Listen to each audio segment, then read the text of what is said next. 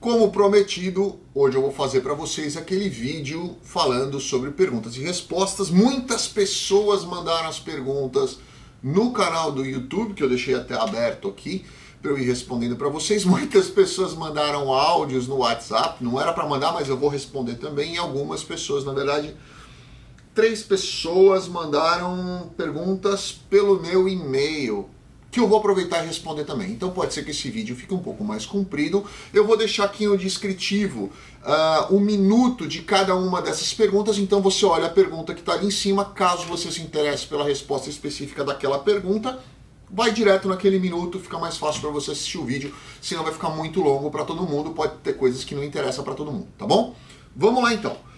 Primeira pergunta, Leandro de Paula. Meu cara, um abraço para você, Leandro. Você comenta em vários vídeos nossos, parceiraço nosso, amigo. Quero agradecer a você pelo carinho, consideração e respeito pelo nosso trabalho. Agradeço demais você. Vamos lá. É possível evoluir do E2 para outro visto que leve ao Green Card após 5 anos de E2? E já que o E2 não leva ao Green Card, o que fazer? Vamos lá. Leandro, muita gente tem essa pergunta, muitas pessoas querem saber sobre isso, até porque o E2 não é um visto, ele é um visto temporário, né? Então ele vem aí ele é um visto bienal, que já é estampado 5 anos, ou seja, o status dele é considerado a cada 2 anos. Assistam lá o nosso vídeo, eu tenho certeza que você assistiu, Leandro, mas tem pessoas que não, que estão vendo esse vídeo agora. Assistam um vídeo que a gente fala especificamente sobre E2, é um vídeo que a gente postou faz pouco tempo atrás. Com certeza vocês vão entender bastante coisa, tá? Mas o E2, ele por si só, ele não leva ao Green Card, ele não é um visto de residência.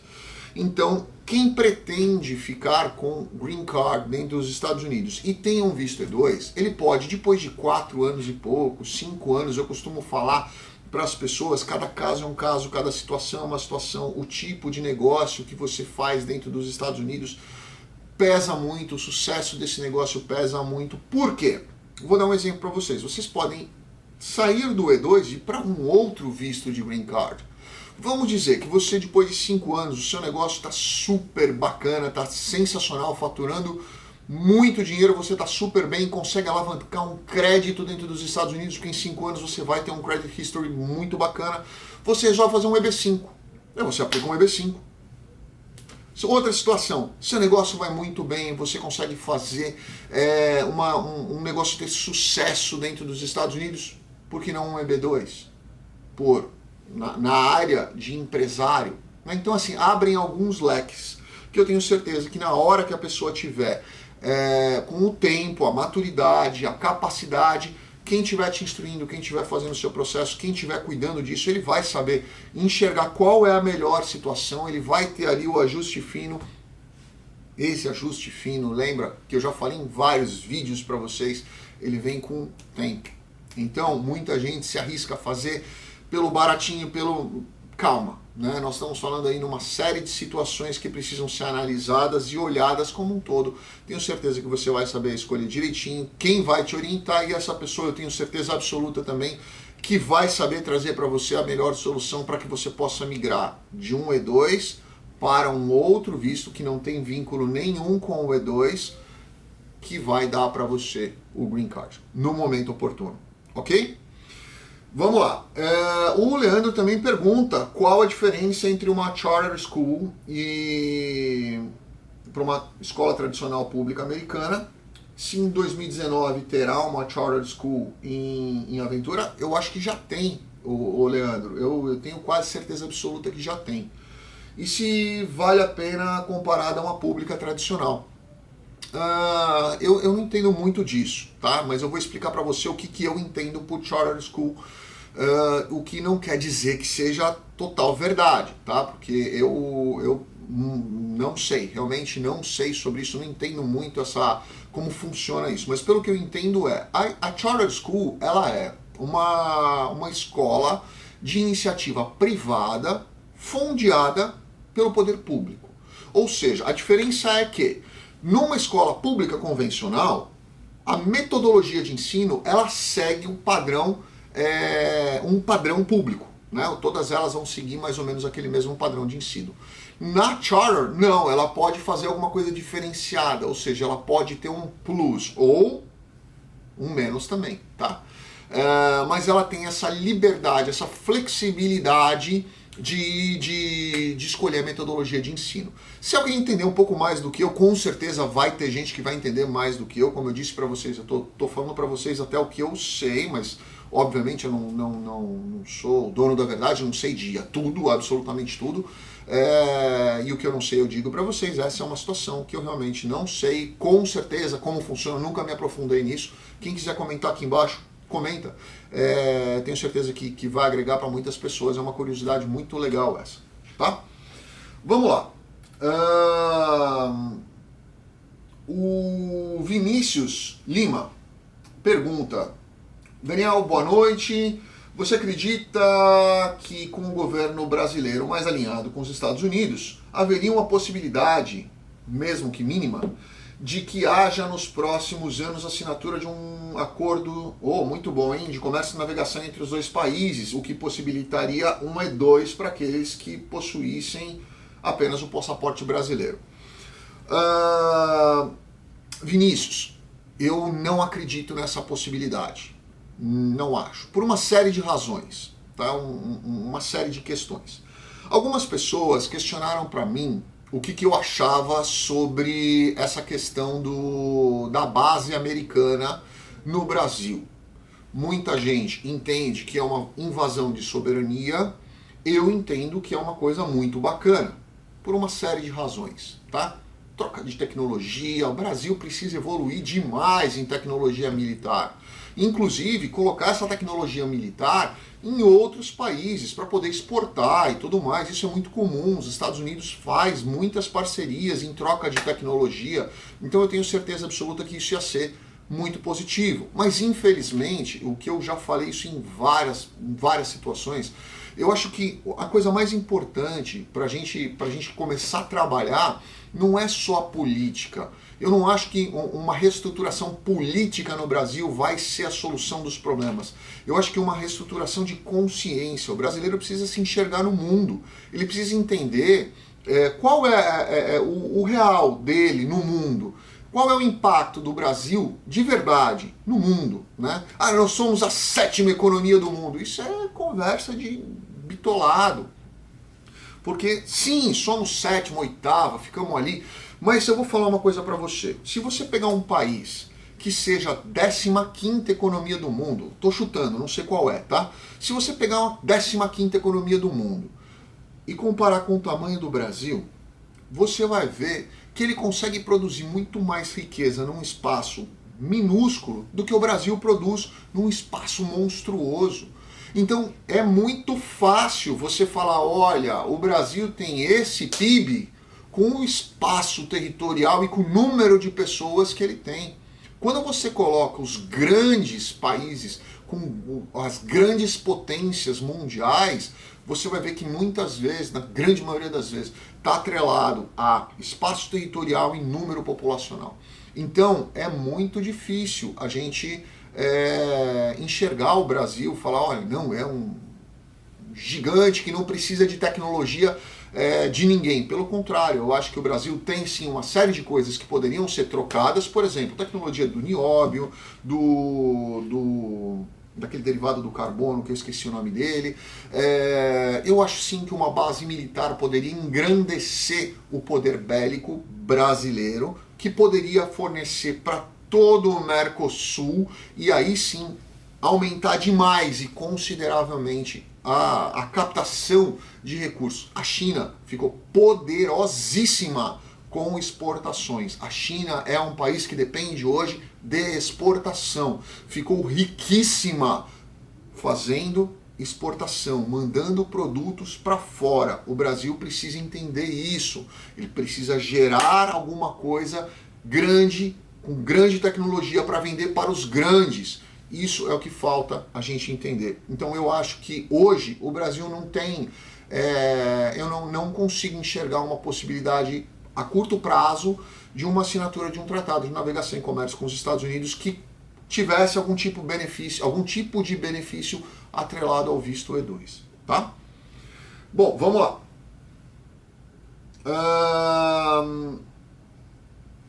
Thomas Dickel. Olá, Daniel, é possível abrir uma empresa com sede americana, com capital de investidores americanos ou de qualquer outra nacionalidade, em forma de cotas, com a finalidade de emprestar para empresas brasileiras? É possível sim, Thomas, ou Tomás, não sei.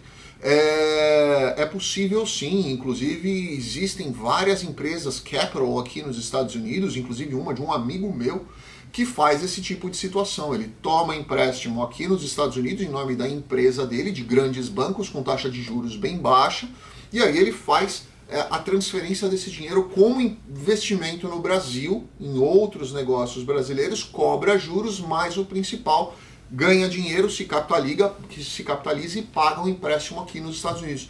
Existe sim, isso é possível, algumas pessoas fazem, eu conheço umas que trabalham dessa forma. Certo?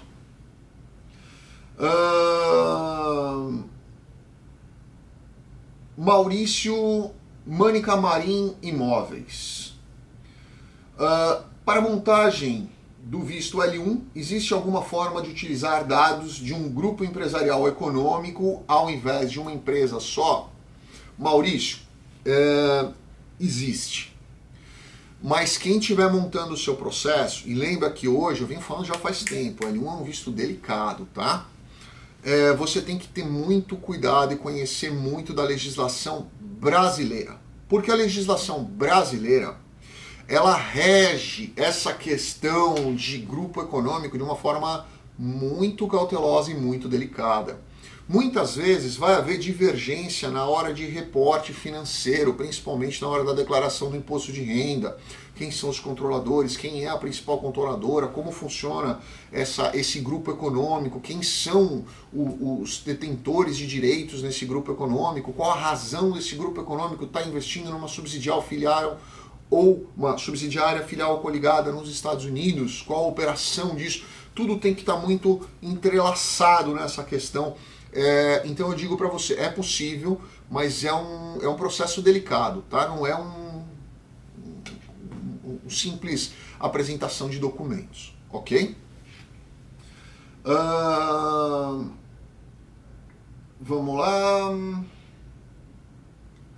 Michelini Palito. Oi, Daniel, bom dia. Gostaria de saber sobre a aplicação do visto L1 sendo um franqueado, se é possível e como funciona. Michelini, é muito comum as pessoas fazerem isso daqui. Tá? As pessoas compram, a empresa brasileira compra um negócio nos Estados Unidos e passa a empreender como um investidor e desenvolvendo. Lembra que o L1 tem toda uma série de cautelas que você tem que ter. Funcionários, faturamento, um business plan direcionado para aquilo. Tem uma série de exigências que você precisa cumprir. Mas o fato de ser uma franquia, não vejo problema. Marcos Lincoln, Green Card de filho para pai. Quanto tempo leva? Quais as condições para aplicação? Depende, Marcos. Essa sua pergunta eu vou preferir passar, porque é o seguinte, não que eu não saiba a resposta, mas é que a resposta é muito abrangente. Depende de uma série de situações. Por exemplo, vamos dizer que o José resolve aplicar, o Green Card, José, cidadão americano, resolve aplicar para o Green Card para o pai dele. O pai dele que trabalha, que tem uma atividade laboral, que tem uma série de situações, que consegue se sustentar, mas ele quer que o pai dele venha trabalhar nos Estados Unidos. Vai demorar X, e a documentação solicitada vai ser X. Mas, se esse pai dele não tiver outros filhos, for viúvo, estiver sozinho, passando por problemas emocionais, tiver uma certa idade, você consegue pedir uma análise prioritária nesse processo, por causa de algumas razões. Então, assim, isso flutua muito, não é uma simples...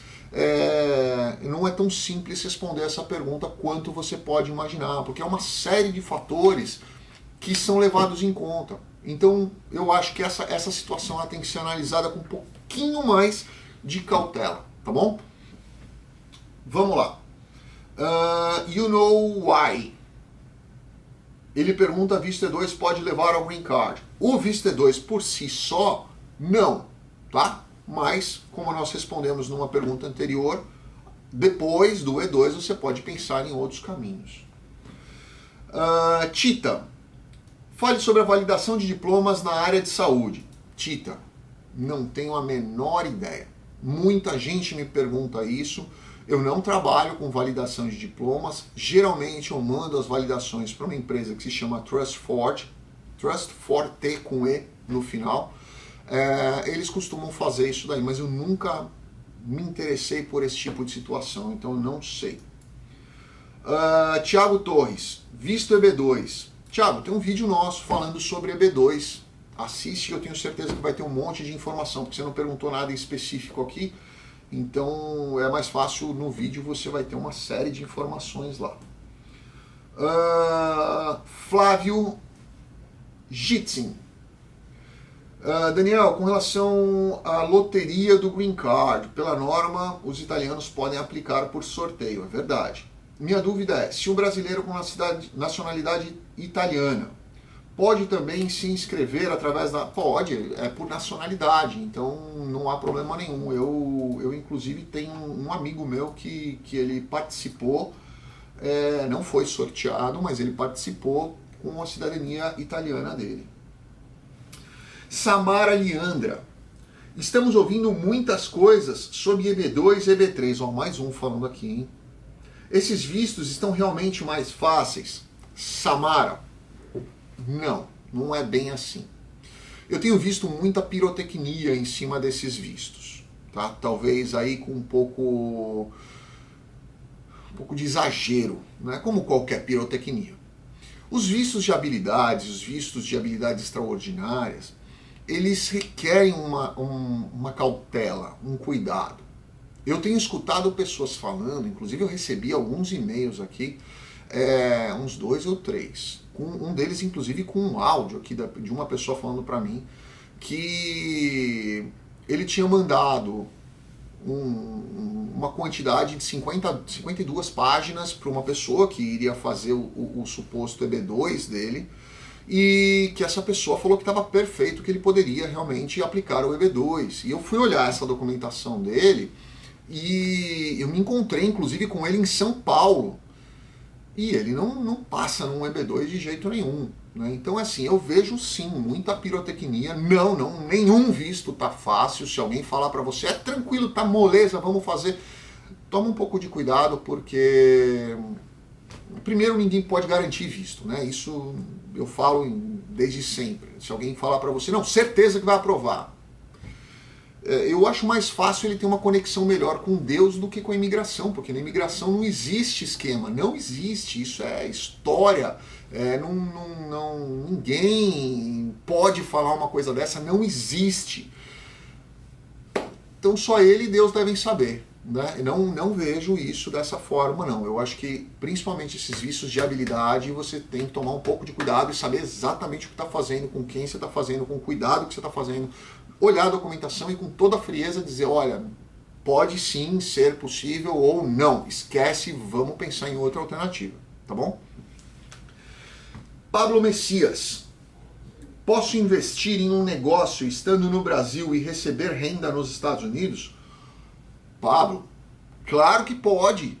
Muitos clientes meus fazem isso. Eu tenho clientes meus que têm negócios conosco aqui há 8, 9 anos. Eles fazem um investimento aqui, sempre no nome deles. Lembrem sempre disso que eu falo para vocês também desde o primeiro vídeo. Sempre no nome deles. E eles passam a receber todos os dividendos deles direto na conta deles. O que eles vão fazer? Vou levar para o Brasil, vou reinvestir, vou fazer. É uma opção sua, tá bom? Pode, deve, eu tenho muita gente, inclusive eu tenho algumas pessoas que estão fazendo muita programação de previdência privada. Eu chamo de previdência privada, mas na verdade não é. É um plano de aposentadoria que às vezes a gente desenha para alguns clientes. Ó, quanto você quer receber de aposentadoria? Ah, quero receber 10 mil dólares por mês. Legal. Vamos programar o seu investimento ao longo dos anos para que você, quando chegar daqui 10, 15, 20 anos, você tenha essa capacidade de estar com esse lucro na sua mão, com esse retorno financeiro na sua mão, apesar dos investimentos que você fez aqui. Então você tem o seu patrimônio e essa rentabilidade passiva ao longo dos anos, tá? Perfeitamente normal, muito bacana, e você dolariza seu ativo. Último, Alberto Martinelli, sou cliente da Toledo Associados. Oh, conheço você, Alberto.